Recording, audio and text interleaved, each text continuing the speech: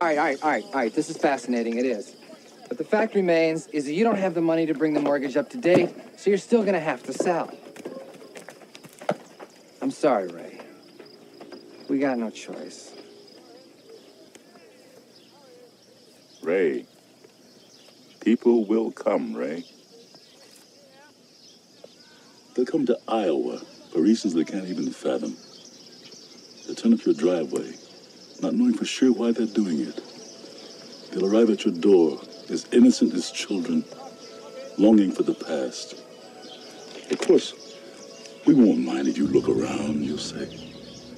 It's only $20 per person. They'll pass over the money without even thinking about it. For it is money they have and peace they like. Ray, just sign the papers. And they'll walk out to the bleachers. And sit in shirt sleeves on a perfect afternoon. They'll find they have reserved seats somewhere along one of the baselines. Where they sat when they were children and cheered their heroes. And they'll watch the game. And it'll be as if they'd dipped themselves in magic waters.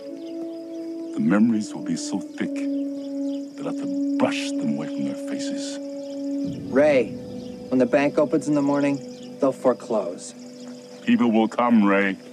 You're broke, Ray. You sell now or you lose everything. The one constant through all the years, Ray, has been baseball. America has rolled by like an army of steamrollers. It's been erased like a blackboard, rebuilt and erased again. But baseball has marked the time. This field, this game, is a part of our past, Ray. It reminds us of all that once was good, and it could be again.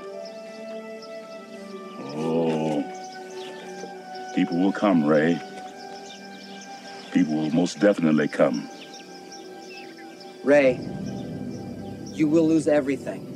You will be evicted. In 1989, Field of Dreams introduced us to one of the most famous quotes in movie history. If you build it, he will come. In this scene, Terence convinces Ray to stop listening to his brother-in-law, who is only focused on one thing, the numbers. The number of acres, the lost revenue, the mortgage. But Terence tells him that when he changes his focus to providing an experience to the people will come. Annette Franz believes that building will bring things too. Her latest book, Built to Win, is a blueprint for designing a customer-centric culture that drives value for businesses. During our conversation about employee experience, she said, "When you focus on the people, the numbers will come." Oh, numbers will come, Annette. Numbers will most definitely come. This week on Next in Queue, we discuss what customer experience means. One of the biggest barriers to becoming customer-centric. How employee experience impacts customer experience. The biggest way you can make an impact on becoming customer-centric. Brands that Annette is personally a fan of. How scale and a dispersed workforce impact company culture. And how companies can leverage fans to deliver better experiences. Let's get to it.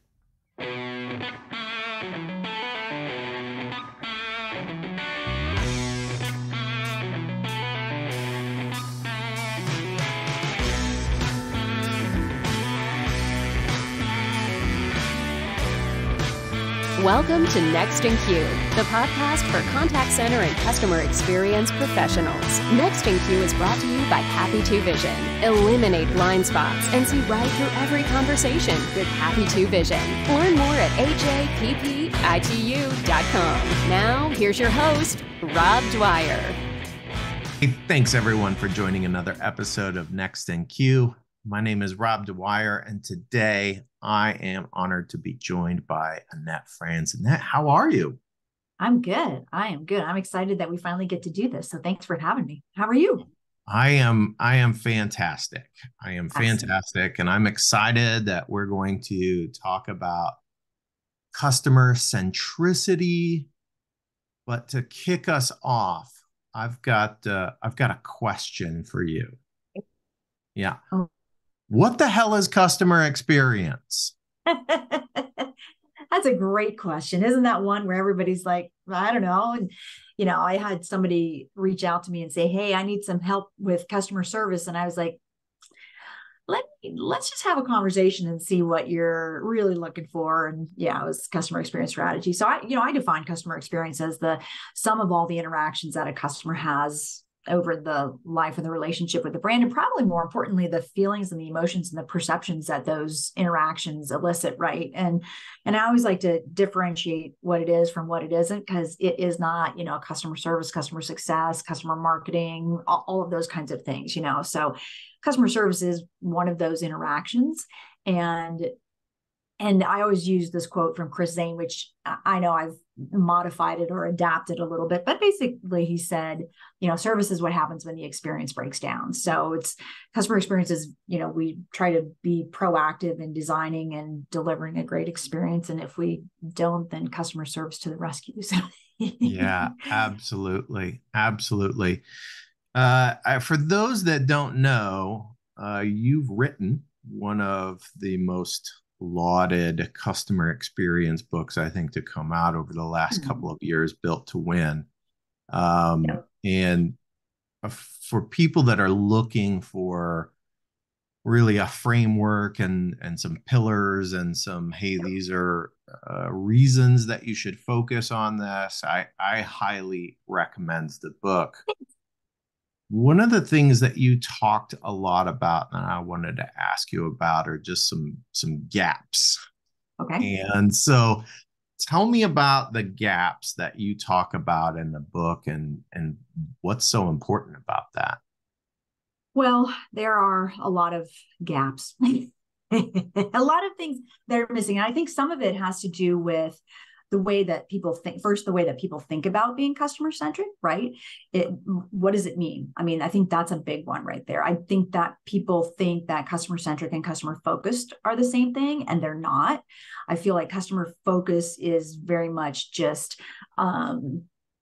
it's very much just it's what the front line does, is basically how I describe it in the book and how I explain it. That's, I'm focused on the customer in front of me, hopefully.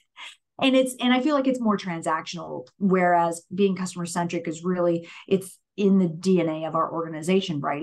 It's very much what we do and how we do things. Everybody, not just people who are customer facing, which is what I tend to equate being customer focused with, is people who are customer facing. So being customer centric is really more about, bringing that customer voice into everything that we do, and not doing anything without, asking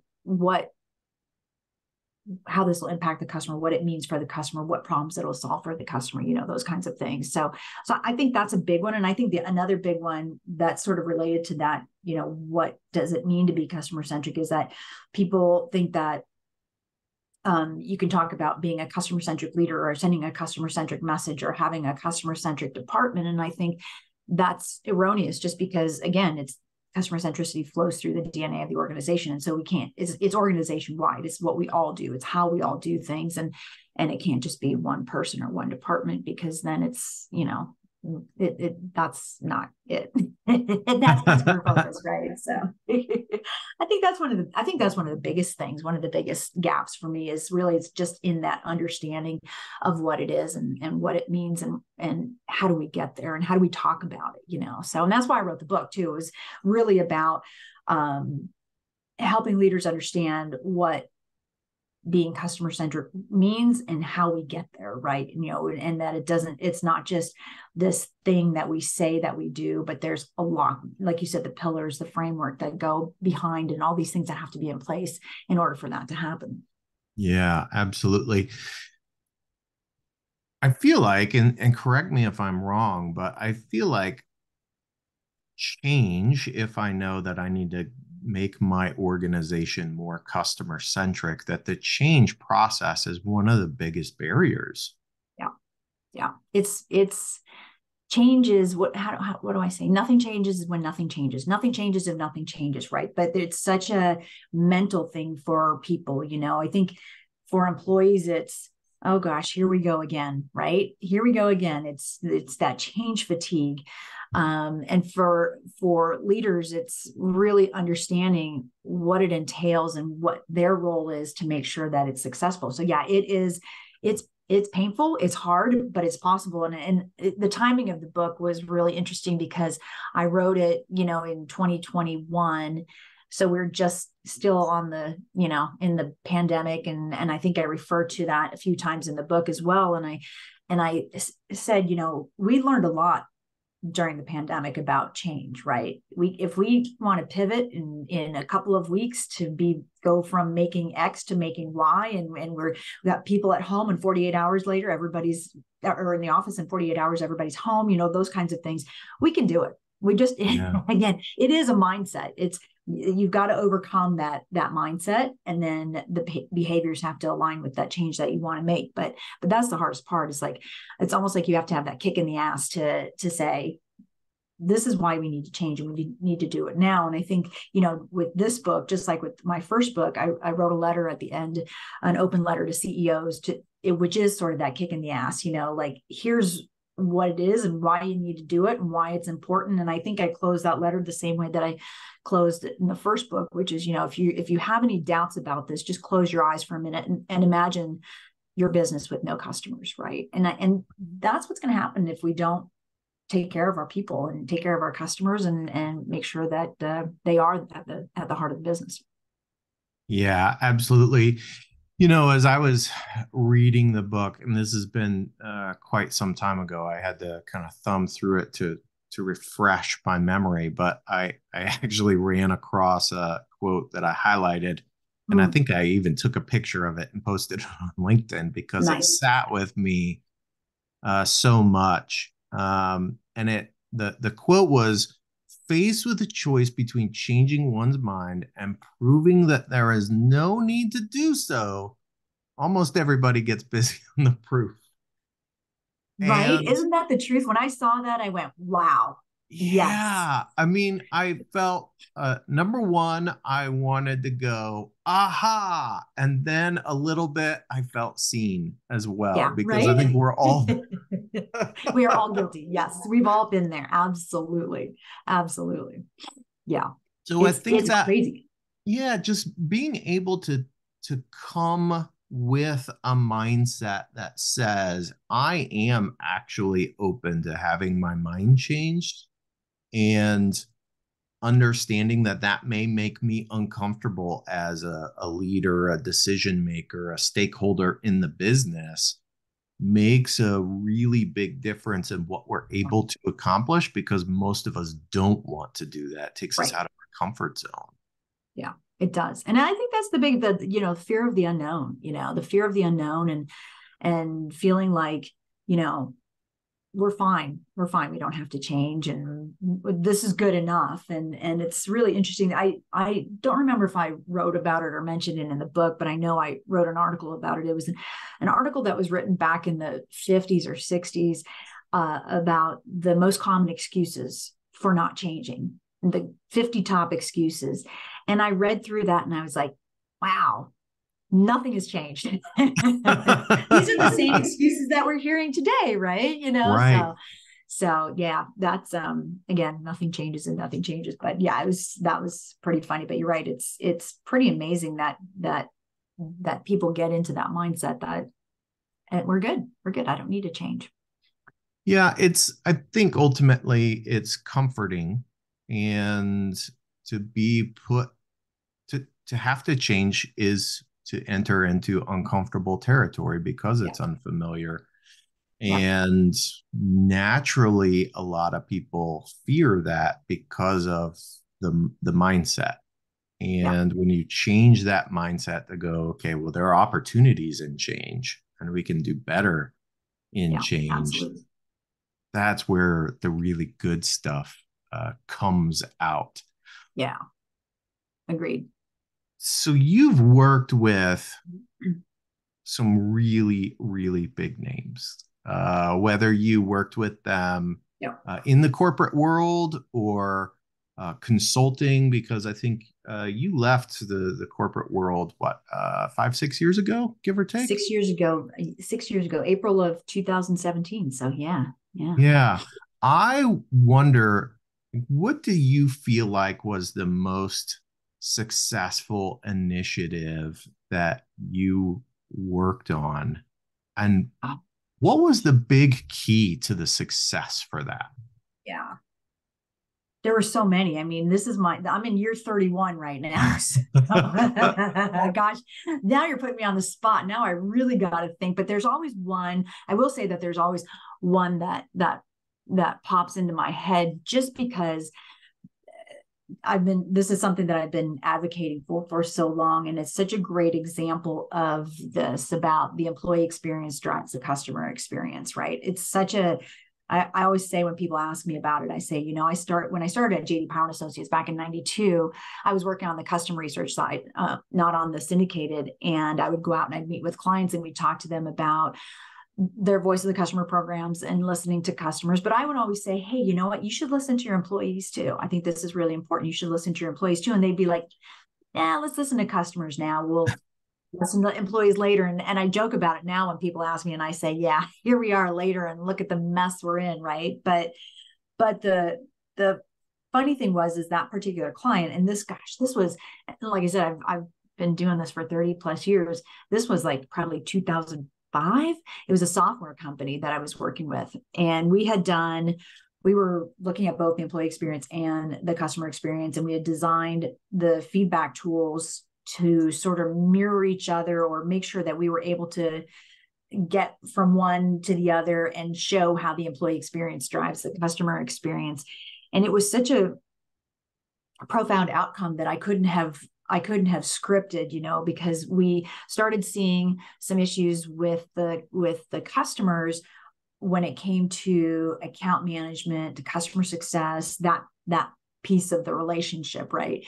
And lo and behold, when we did the employee surveys, we found that there were issues in those departments, and it was the issues sort of mirrored one and the other. And it was just, for me, that was sort of, I've been talking about this for at that point, it had already been 10 plus years that I've been talking about it. And finally I have this perfect example of, and they were just floored. And so then obviously we then did the work to figure out what was going on in the account management and the customer success side. And, we did the work to fix that. And a year later, when we did the study again, it was much better, that everything leveled out. There were no issues on either side, customer or employee. So, it's nice to see those kinds of stories come through. So there are a lot of them, obviously, over 30 years, but that was probably one of my favorite ones, just because it does talk about, and it does,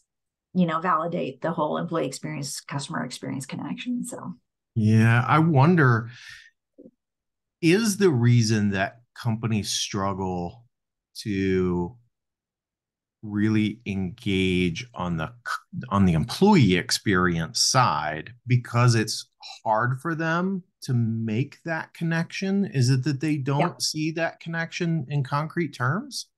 Absolutely. There have been so many times when I've sat with leadership teams, and this one was especially enlightening for me. We were sitting around, big U-shaped table in their big conference room, and I'm talking about this, and we pause for a second for questions. And the guy next to me leans over and he goes, "I'm so glad you said that. I never made that connection." And it's like, and it just seems like and the funny thing is with that particular client, the employees made the connection. Because when I start working with the client, I'll interview the executive team, some sampling of employees and the sampling of customers. And I use this gentleman's quote quite frequently when I'm talking about this. I was interviewing this one guy. He was a technician. And he said, "We don't have the tools or the resources. Our policies are broken. Our processes are outdated to serve the customers the way that they deserve to be served. Those were the words that came out of his mouth. I didn't edit, didn't change anything. And I was like, wow, that is so powerful. I mean, he gets it. Here I've got sitting next to me somebody on the leadership team who was just like, whoa, I just opened his doors, I don't know. So yeah, so it really is interesting, but I think there really are a lot of folks who don't get it. There's, or they just want to deny that connection. And here's the crazy thing that I say, well, think about this for a minute. If you don't have employees, who's going to design, build, sell, service, implement, install? Who don't have employees? So you certainly have to make at least some connection between the employee and the customer, right? I mean, it just, I'm baffled by it. I really am. Yeah, it strikes me as one of those things that while we may not always have that concrete connection, there's a lot of evidence out there, and we choose often to just kind of ignore that evidence and do things again in ways that are comfortable for us, and that may not be the best way to engage our employees and make a really great experience for them, so that they can in turn deliver that great experience for customers as well. I think we got more proof of it over the last 3 years too, right? I mean, with all this, quiet quitting and the great resignation, all those things. I think that companies were really starting to see what impact was made when there was staffing shortages, or employees were burnt out, or they weren't showing up for work, or whatever it was, right? I mean, my two sons both work at a restaurant, and they saw it. The restaurant had to shut down many days at 4:00. 4:00, like that's not even the dinner hour, right? But at 4:00, or they'd come home and they were just totally burned out, and they would start talking about the infighting internally, and then the frustration because of customers, and customers frustrated with them, and so it's there, and I think it really was amplified in the last couple of years. So I think people are starting to pay more attention now. So. Yeah, absolutely. So let's talk about then this building that customer-centric culture, because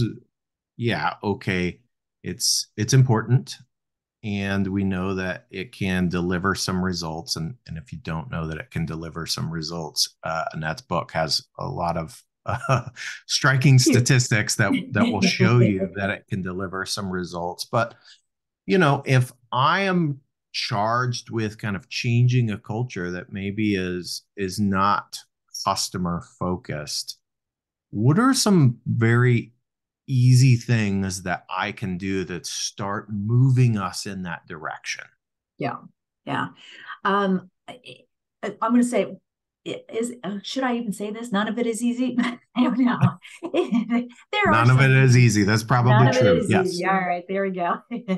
There are some easy things, right? I think that the biggest thing and the biggest way that you can start to make an impact is by looking at your core values. And it's funny, I had a call with somebody this morning, and as she's telling me what some of the issues were within her organization, immediately popped out to me that, if there was a strong, healthy culture, a lot of these things probably wouldn't be happening right now. So as we went through the conversation, I said, what are your core values?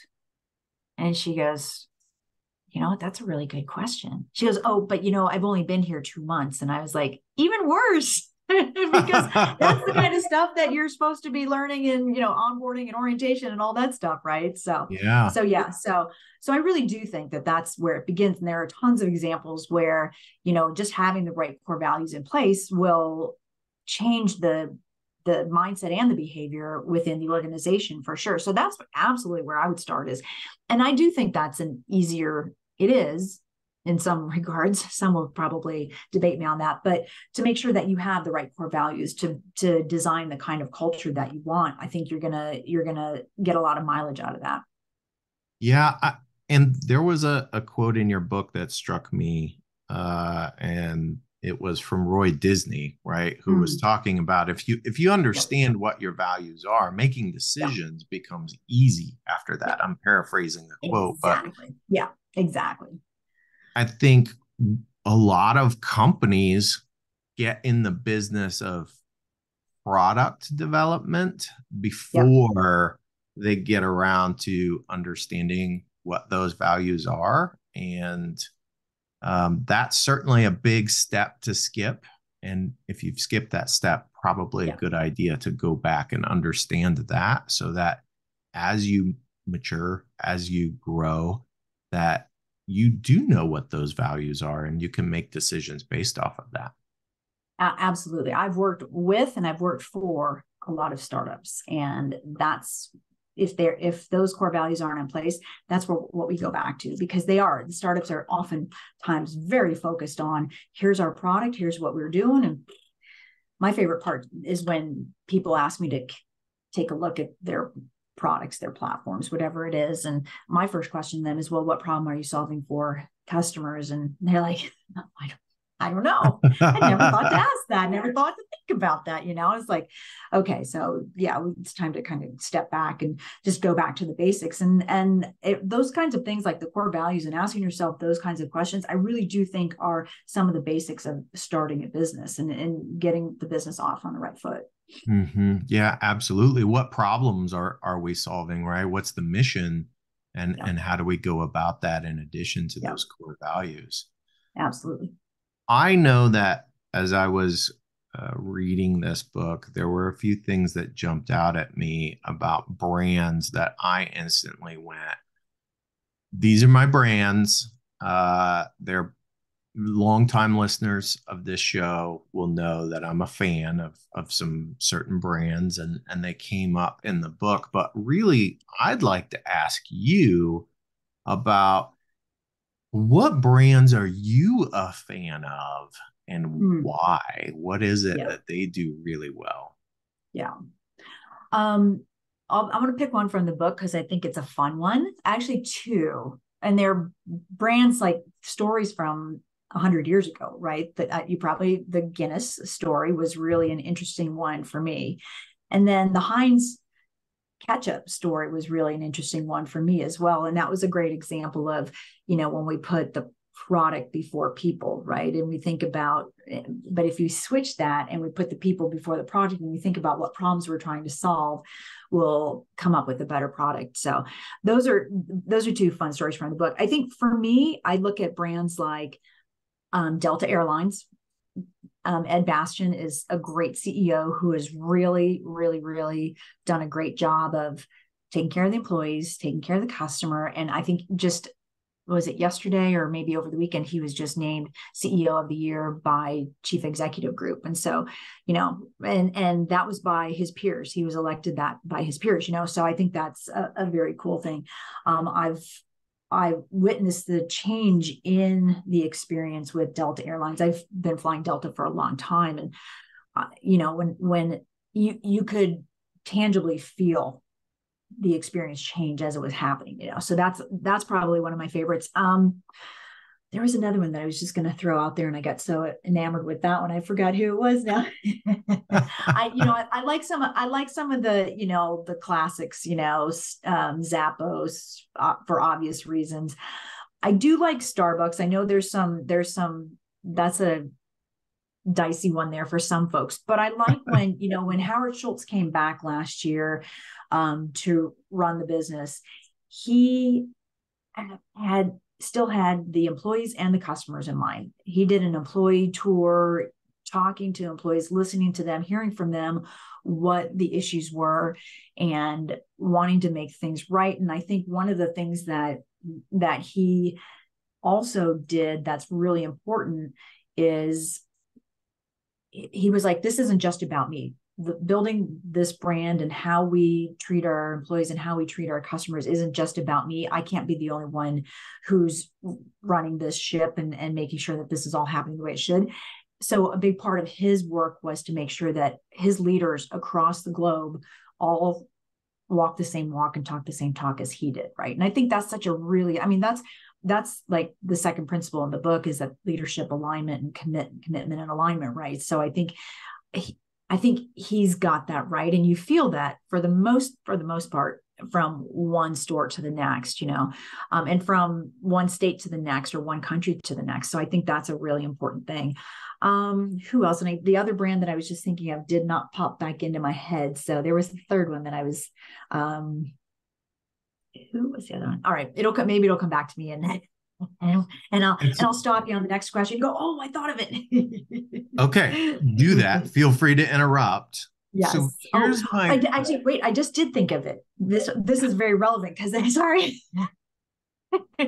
It popped up this morning and I have not had a chance to listen to it yet, but I thought this was really interesting. There was an interview on LinkedIn this morning with the former CEO of United Airlines, and not that United is one of my favorite brands, but I loved the message that he's getting out now, which was about taking care of your employees and what that means to the business, what it means to your customers, and ultimately what it means to your business. I haven't listened to it yet. It's on my listening list for later today. But I thought, wow, this is a big message coming from a former CEO of a huge brand, a huge airline, and let's hope that some folks listen to him. Yeah. So here's my question. Is it harder to drive that culture? And I'm thinking of Starbucks, right? You talk about Starbucks and Schultz has come back, right? The company has admitted, right? Maybe we lost our way a little bit, lost our focus, and we're trying to regain that. Two questions that I have, or two factors that I wonder how much they impact keeping that culture steady and alive, if you will. And that is number one, scale. And then number two, like the sheer number of dispersed locations. How do those things impact a company culture? Yeah, absolutely. And the point that I made about Howard Schultz at Starbucks and making sure that his leaders across the globe are all walking the walk and talking the talk, such a critical piece of that, right? It's come up so much, and I think this is very much related. It's come up so much about the hybrid workforce, right? And how do we keep the culture that we have, because we've got people in the office and we've got people at home, but culture is not tied to a physical location, right? Culture is really tied to, I think the quote that Herb Kelleher, how he defined it was, it's what we do when nobody's watching, what we do when the CEO is not watching, those kinds of things. So it's not tied to a physical location. So if it's ingrained in the DNA of the organization, it doesn't matter if you're in Podunk, Iowa, or you're in London, England, or in Hawaii, or in Japan, or wherever you are, right? You should all be walking the same walk and talking the same talk. Now, there are going to be some regional cultural differences, but I think that ultimately, if we design it well and we've got the leaders in place who can factor in that regional component as well, I think that it's what we do when nobody's looking, and it's sort of those core values really are the guide rails, the guidelines and the guide rails to keep us from knowing what's right and what's wrong. And I think that's such an important part of it. Yeah, that's great. I think people often assume that with scale and with a bunch of locations and corporate layers of management, that all of a sudden culture is something that can't be driven. And while there may be some different intentionality that has to go into it, I don't think that's true. I think it's just about being intentional and making decisions the right way. I think that's a really important point too, because I think sometimes people think about culture as a set it and forget it kind of thing, right? And you do have to be intentional about it every day. It has to be maintained. It has to be sustained. You have to work at it every day. It's not just, hey, I created core values and, there we are, we're done. It is, you have absolutely, intentional is a great word. Yeah. So one of the ways that you talked about being customer centric in the book was actually not just listening to your customers, because I think every company says they listen to their customers. But what I found fascinating was the part where you talked about some companies kind of crowdsourcing some product ideas. Yeah. Can you talk about that a little bit and Yeah. kind of what the impact was?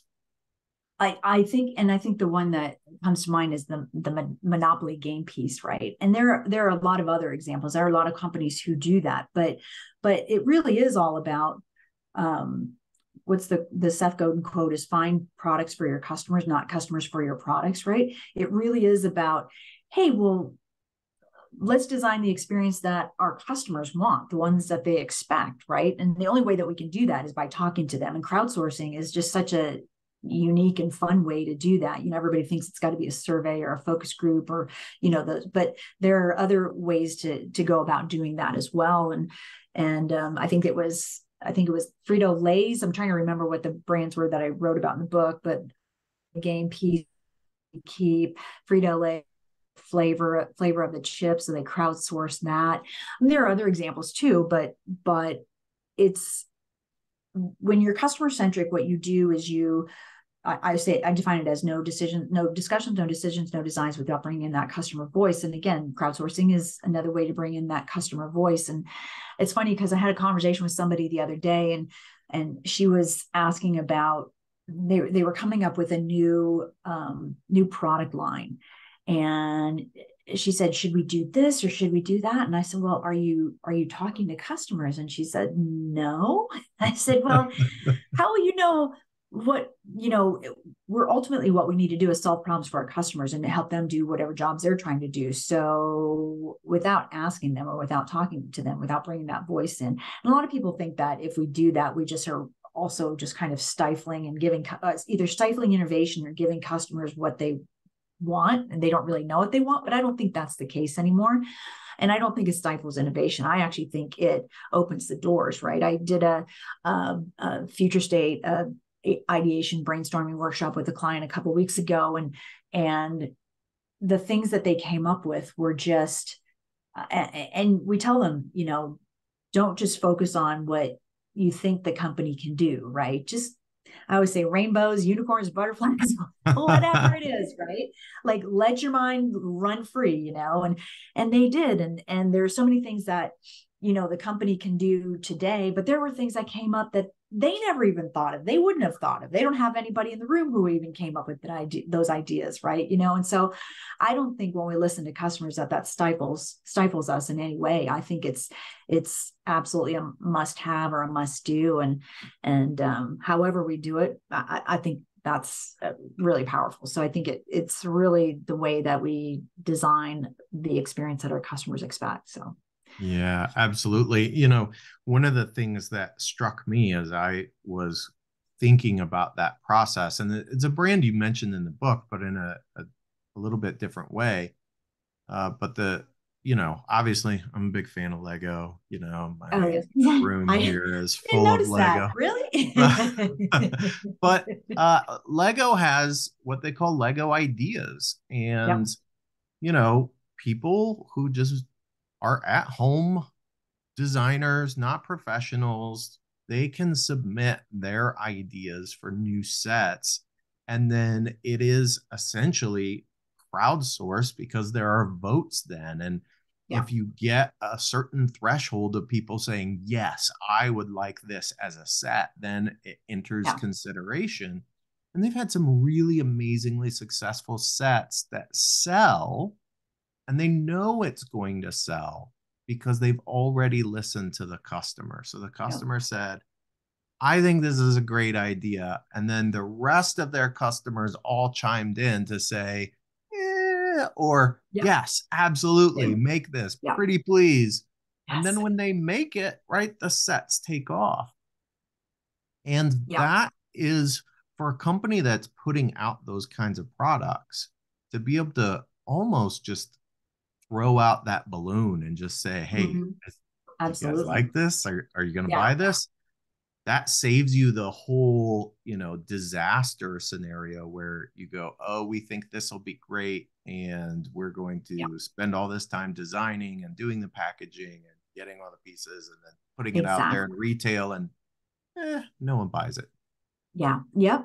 And that happens. That happens. I love to how, and this is the story that I refer to in the book, is how they changed their hiring because of,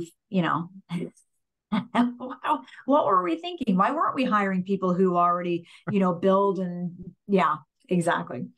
Yeah, when you find people that are already, and this is true whether it's in design, whether it's in customer service, whether it's in customer experience, Yep. regardless of the function, when you can find people that are already fans of whatever it is that you do, Absolutely. they're brand ambassadors the moment they walk in the door. They were probably brand ambassadors before they walked in the door. Yep. And whether or not they have all the skills you're looking for, they're going to be a good fit because they really care about the brand more Absolutely. than, process, procedure. Like they'll learn those.